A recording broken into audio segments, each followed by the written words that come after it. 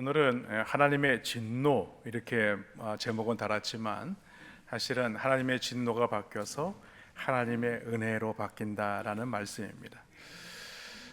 하나님은 사랑이십니다 라고 하는 말씀을 우리는 잘 알고 있죠. 그런데 하나님은요, 사랑의 하나님이시기도 하지만은 거룩하신 하나님이시고 공의의 하나님이십니다. 마치 잘 못하고 있는 그 자녀를 바라보면서 안타까워하시고 또 그 어려움에서 그 잘못된 곳에서 돌이키기를 간절히 바라는 분이 바로 우리 하나님이시라는 사실입니다. 그래서 오늘은 이 하나님의 이 진노가 단지 우리가 말하고 있는 단순한 감정적인 어떤 분노의 표출뿐만이 아니라 이 죄를 향한 하나님의 거룩한 반응이란 사실을 우리가 살펴보아야 합니다. 오늘 본문은 히스기야 왕에게 하나님의 진노가 임할 뻔한 그런 사건을 기록하고 있습니다. 그래서 오늘은 하나님의 진노가 왜 임하게 되었는지, 어떻게 해야 하나님의 진노에서 우리가 돌이킬 수 있는지 그것에 대해서 함께 살펴보려고 합니다. 그 첫 번째가 뭐냐면 하나님의 은혜를 잊어버릴 때입니다. 열왕기하 18장은요, 유다 왕 히스기야 왕의 통치가 시작되는 장면을 보여주고 있죠. 그런데 당시에 이 유다는요, 영적으로 아주 매우 타락해 있었습니다. 너무나 우상 숭배가 만연되어 있다 보니까 백성들은 하나님을 믿는다고 하면서도 눈에 보이는 것들을 더 의지하며 살아가게 되었습니다. 그러나 히스기야는 그렇지 않았어요. 열왕기하 18장 3절 말씀에 보니까 히스기야가 그의 조상 다윗의 모든 행위와 같이 여호와께서 보시기에 정직하게 행하여라고 말씀합니다. 그래서 그는요, 이 종교 개혁을 단행하기 시작하죠. 산당을 제거했습니다. 그리고 주상을 깨뜨렸어요. 가나안에 그 돌 신상과 같은 이 주상들을 다 깨뜨렸고 또 아세라 목상을 찍어버렸다라고 말하죠. 특별히 오늘 말씀을 보면 모세가 만들었던 이 놋뱀까지도 부숴버렸다라고 말씀합니다. 원래 놋뱀은 어떤 것인가? 하나님께서 그 광야에서 불평하는 이스라엘 백성들에게 이 불법을 보내어서 물게 하시죠. 그리고 말미암아 이 불뱀에 물린 자들은 광야에서 다 죽을 수밖에 없었습니다. 그때에 하나님께서 이 모세의 기도를 들으시고 만들어 주신 게 뭐냐면 장대 위에 놋뱀을 다는 것이었어요. 그 놋뱀을 바라보는 자들은 다 살아나리라 라는 것이었죠.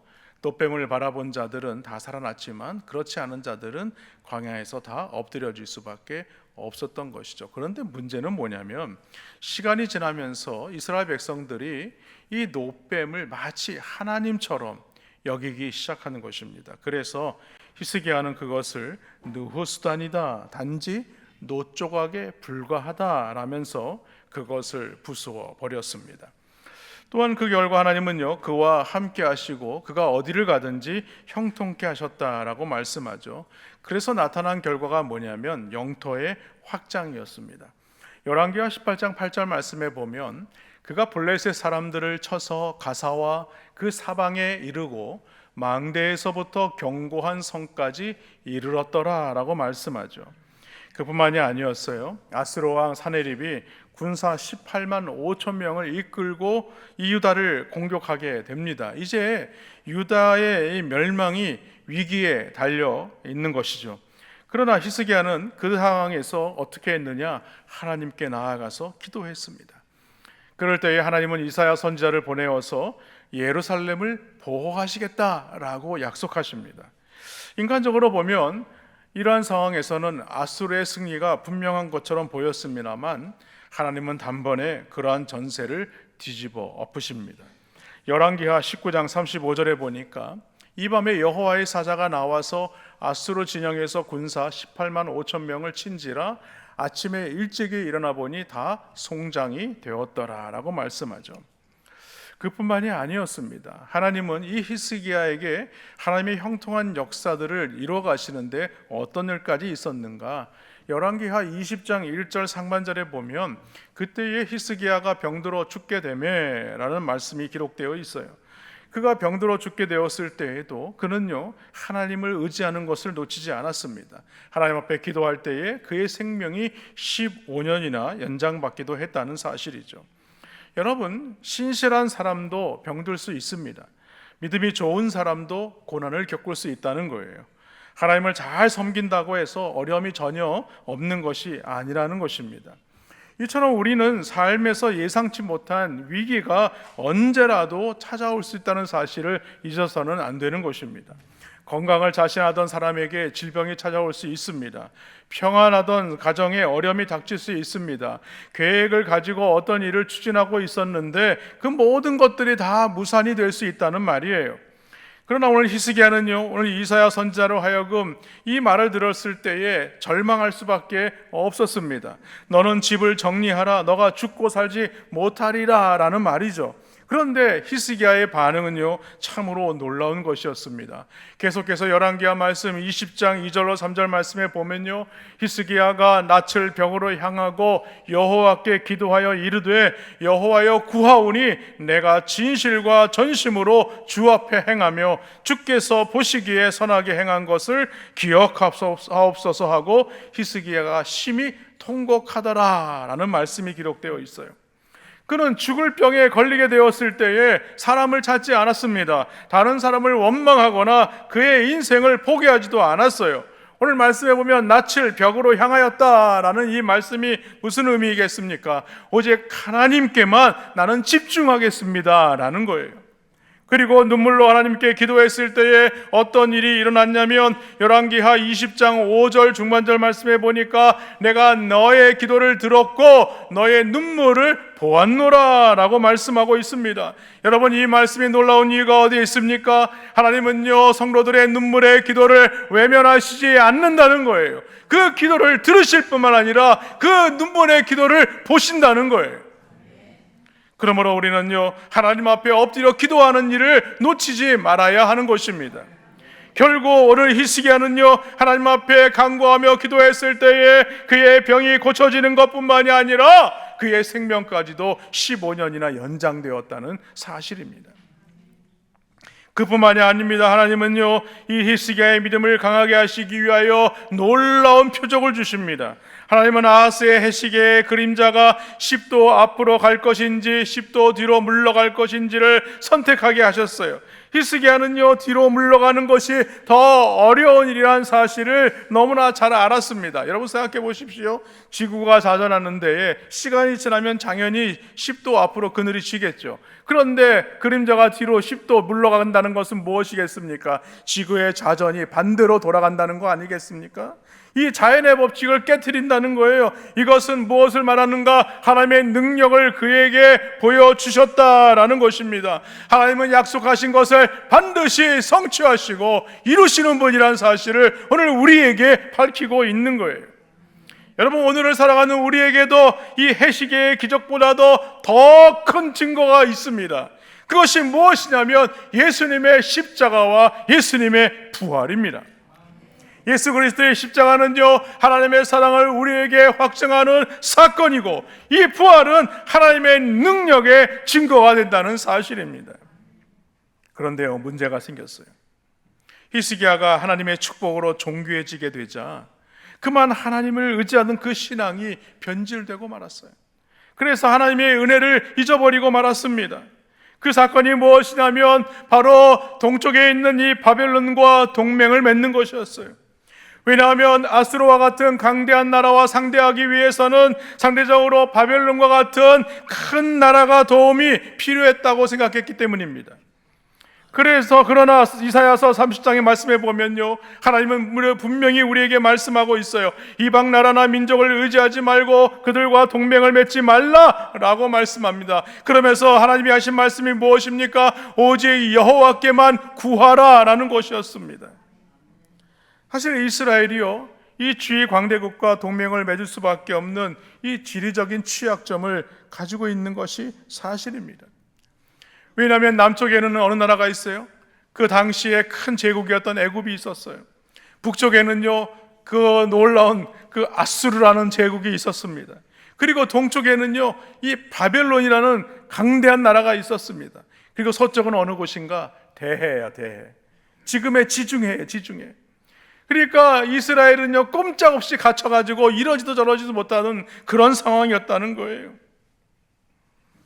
다른 강대국에 삼킬 수밖에 없다는 그 인간적인 생각에 빠지고 말았다는 거예요. 이것은 무엇을 말하는가? 지금까지 하나님만을 철저하게 의지하던 마음에서 이방 나라의 힘을 의지하려고 하는 마음으로 바뀌게 되었다, 이 말입니다.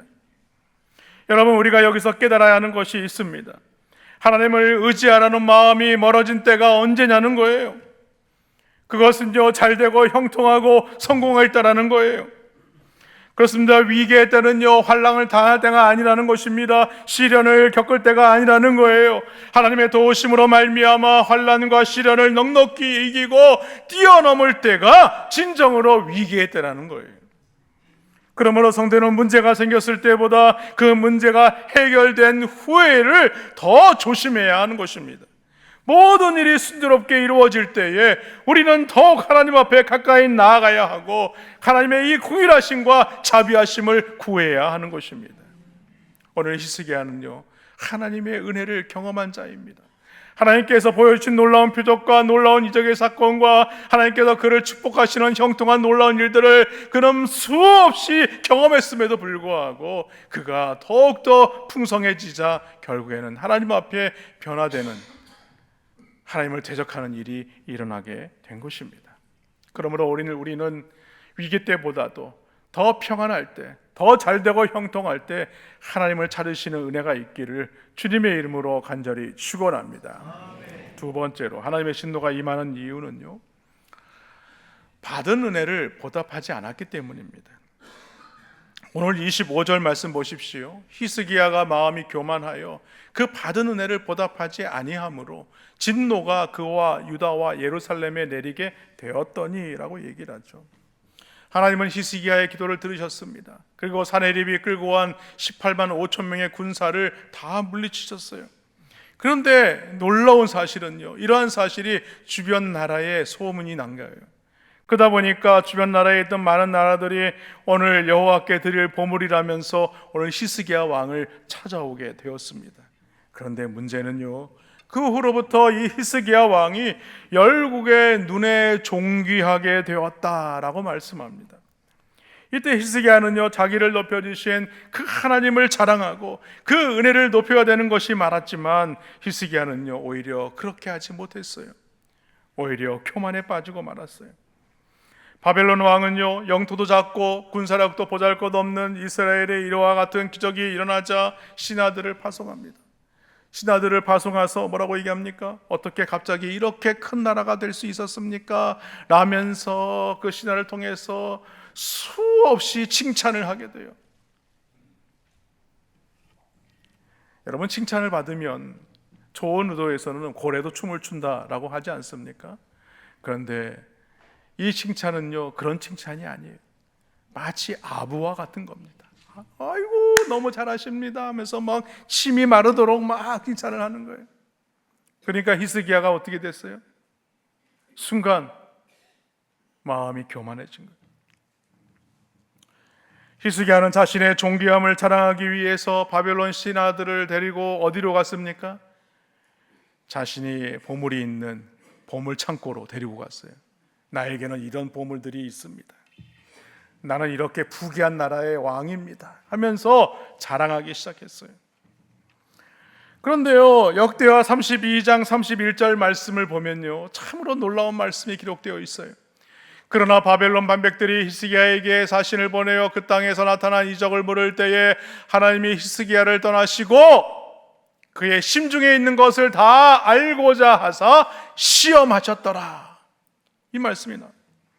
여기 시험하셨다는 말씀이 무슨 말씀이겠습니까? 히스기야의 믿음을 보시기를 원하셨다, 이 말입니다. 그런데 이미 교만해진 히스기야는요 이 상황 앞에서 지금 어떻게 행동하고 있느냐는 거예요. 삶이 어려울 때는 하나님을 의지하고 죽을 병에서 고침을 받고 징표를 통해서 위로도 경험한 자가 문제가 해결되고 삶이 평안해지게 되니까 오늘 하나님 앞에 교만하고 있는 것입니다. 그러자 그때부터 그런 자랑하기 시작했어요. 바벨론 사절단에게 자신의 부와 권세를 자랑한 것입니다. 이것이 하나님이 보시고자 했던 핵심이에요. 보여준 것이 문제가 아니고 그가 보여주고자 하는 마음 속에 이 히스기야의 깊은 이 교만, 그것이 무엇입니까? 자기 자랑. 자기 자랑이에요. 자기 자랑. 하나님이 주신 것에 대한 감사가 아니라 내 자랑을 드러냈다는 거예요. 이러한 히스기야의 교만 때문에 하나님이 진노하십니다. 하나님은요, 이스야 선지자를 보내어서 오늘 히스기야에게 무서운 예언을 합니다. 모든 왕궁의 보물이 바벨론으로 옮겨지게 될 것이고 오늘 이스라엘 백성들은 바벨론의 포로로 끌려가게 될 것이다 라는 것이었어요. 결국 선지자의 예언대로 어떤 일이 있었는가? 그로부터 딱 100년 후에 이 바벨론의 느부갓네살 왕이 오늘 남유다를 쳐들어와서 이 보물을 다 바벨론으로 가져가고 이스라엘 백성들을 바벨론의 포로로 끌고 갔다는 사실이에요.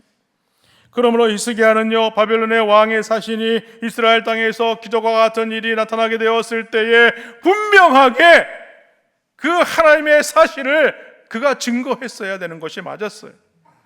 전능하신 하나님이 아수르 대군을 물리치셨습니다. 자신의 절망적인 죽을 병에 걸렸음에도 하나님 앞에 엎드려 구했을 때에 자신의 병을 고쳐주셨을 뿐만 아니라 나의 생명을 15년이나 연장해 주셨습니다. 그뿐만 아니라 나의 믿음을 더 견고하게 하시기 위하여서 표적을 행하셨는데 해가 10도나 물러가는 놀라운 역사를 이루셨습니다 라고 분명히 이렇게 말했어야 함에도 불구하고 그렇게 하지 않았어요.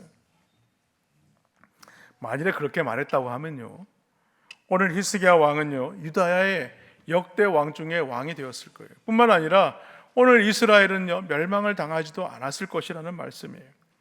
그렇습니다. 위기가 어느 때에 찾아오는가? 고린도전서 10장 12절 말씀에 보면요, 그런즉 선줄로 생각하는 자는 넘어질까 조심하라고 했어요. 여러분, 잘 될 때 넘어질까 조심하라는 거예요. 왜? 그때 교만해지니까. 내가 잘 되고 형통하고 돈을 잘 벌고 회사가 잘 되어서 또 승진이 잘 되고 아들 딸이 잘 자라나서 걱정이 없고 평안하니 편안하게 신앙생활 해야지 한다고 하면 하나님은요, 그 교만을 꺾으십니다. 그래서 하나님의 진노가 나타날 수밖에 없는 거예요. 이처럼 히스기야의 왕의 교만은요, 자신뿐만이 아니라 그 후손들에게도 너무나 무서운 결과를 가져오는 것이었어요. 그러므로 성도들이 가장 주의해야 할 것은 무엇인가? 하나님께서 자신을 높여주실 때라는 사실을 잊어서는 안 되는 거예요. 역대하 26장을 보면 유다왕 우시아의 이야기가 기록되어 있어요.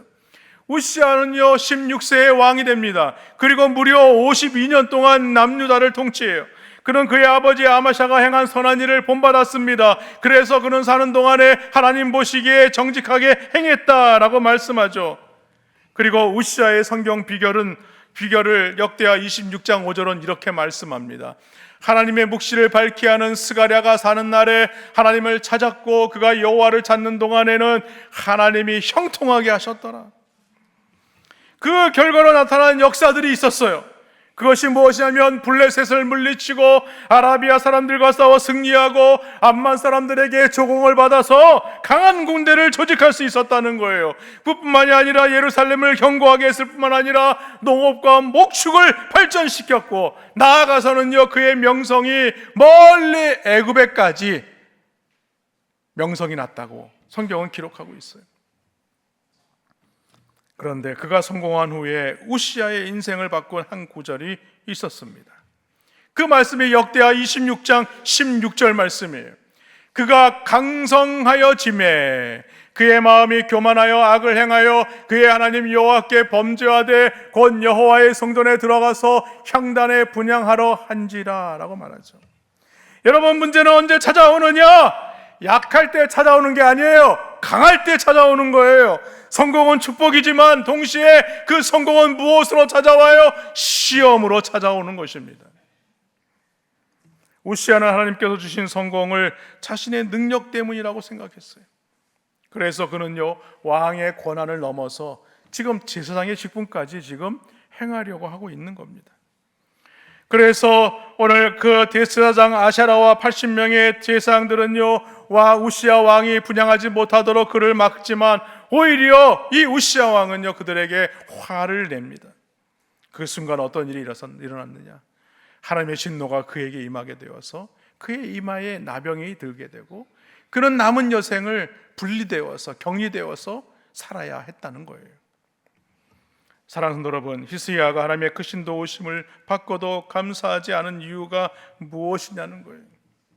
한마디로 교만했기 때문에 그래요. 하나님을 자랑하는 대신에 자기 자신을 자랑했고 하나님을 높이는 대신에 자기를 높이게 되었다는 거예요.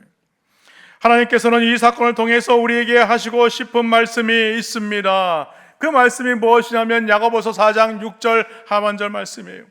하나님이 교만한 자를 물리치시고 겸손한 자에게 은혜를 주신다라는 말씀이에요. 여러분, 여기서 물리친다는 말은 무엇을 말합니까? 하나님께서 대적하신다는 거예요. 교만한 자들과 대적하신다는 거예요. 여러분, 하나님과 대적해서 싸워서 이길 사람이 누가 있겠습니까? 교만은요 단순히 자신을 높이는 태도가 아니에요. 교만은요 하나님 없이도 살 수 있다고 생각하는 마음에서 비롯된 것입니다. 바라기는 오늘 우리 자신을 돌아보아서 혹 내 힘과 경험을 하나님보다 자신을 더 신뢰하고 있는 것이 있지는 않는지 살펴보시기 바랍니다.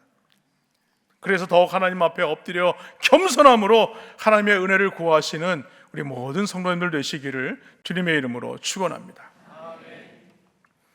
그러므로 우리가 하나님의 진노 앞에서 취해야 할 자세가 있어요. 그것이 무엇이냐면 회개와 겸손입니다. 히스기야가 자신의 죄를 깨닫고 자신을 낮추었어요. 오늘 26절 상반절 말씀해 보니까 히스기야가 마음의 교만함을 뉘우쳤다라고 말씀합니다. 여러분, 뉘우쳤다는 것이 무엇이겠습니까? 하나님 앞에 회개했다는 말이에요. 여러분, 회개는요 단순히 눈물을 흘리는 것이 아닙니다. 자신을 낮추는 것입니다. 하나님, 내 힘으로 산 줄 알았는데 살고 보니까 이 모든 것이 다 하나님의 은혜였습니다 라는 고백이에요. 그 대표적인 말씀이 시편 51편 말씀이에요. 다윗이 밧세바와 가늠하고 그녀의 남편 우리아를 살해한 후에 나단 선지자로부터 책망받게 되었을 때에 그런 하나님 앞에 회개하면서 기록한 말씀이 바로 시편 51편이에요. 다윗의 회개는요 자신의 죄를 인정하는 회개였습니다. 시편 51편 3절 말씀해 보니까 물은 나는 내 죄가를 아오니 내 죄가 항상 내 앞에 있나이다 라고 말합니다. 다윗은 자신의 죄를 지적하는 나단 선지자의 말을 듣고 변명하지 않았어요. 환경이나 다른 사람에게 책임을 돌리지도 않았습니다. 그리고 다윗은 단순히 이 죄의 결과를 없애달라고 말하지도 않았어요. 죄를 짓게 만든 자신의 마음이 변화되기를 간절히 원했습니다. 시편 51편 10절 말씀에 보면 하나님이여 내 속에 정한 마음을 창조하시고 내 안에 정직한 영을 새롭게 하소서. 그렇습니다. 회개는요 단순히 행동을 고치는 것이 아닙니다.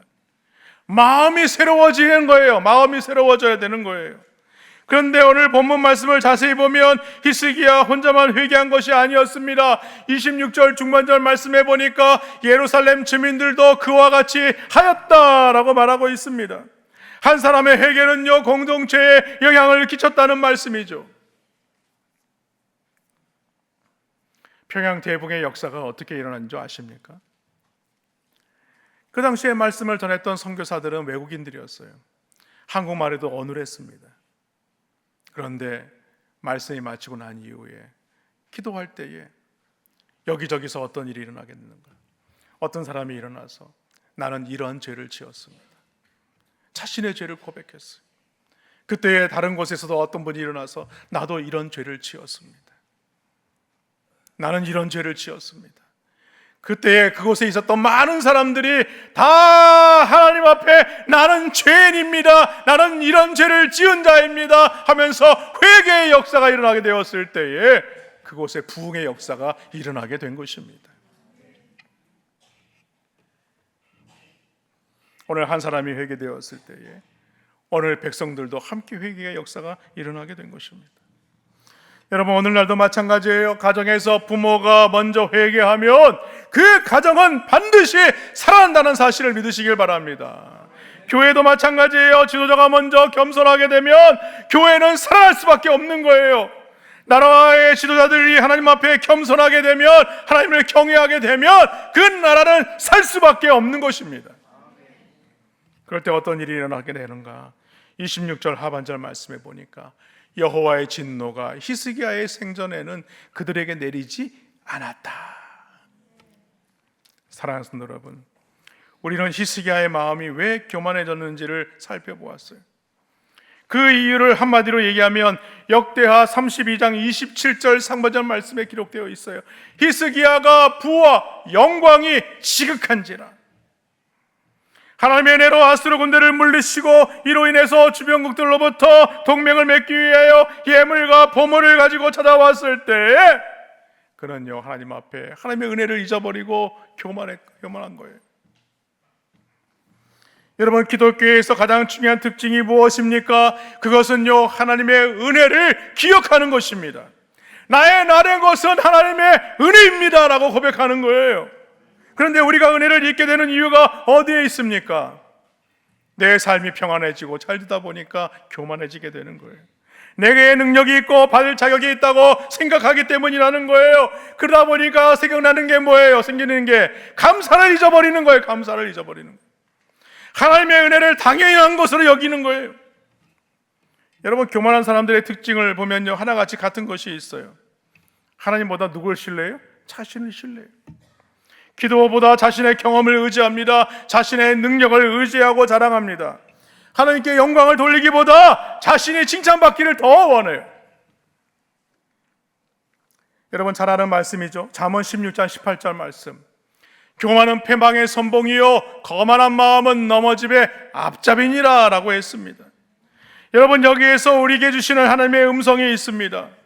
여러분, 문제가 현재의 핵심이 무엇입니까? 형통할 때 있다는 거예요. 체험할 때 있다는 거예요. 하나님의 표징이 있을 때 있다는 거예요. 위기의 순간에 하나님이 얼마나 기막히게 지켜주셨느냐는 거예요. 그런데 많이 가지게 되고 평안해지게 되니까 어느 순간 뭐예요? 내 자랑이 막 튀어나오는 거예요. 불쑥불쑥 나오는 거예요. 내 이기적인 모습이 나오는 거예요. 그런데 히스기야의 모습을 그대로 보여주시면서 오늘 하나님이 우리에게 말씀하는 것이 무엇입니까? 히스기야도 이럴진데 너희는 어떻게 살아야 하겠느냐는 거예요. 바라기는 형통한 날에 감사할 줄 알고 어긋날 길로 가지 않고 깨어 기도하시는 우리 더자람교회 모든 성도님들 되시기를 주님의 이름으로 간절히 축원합니다.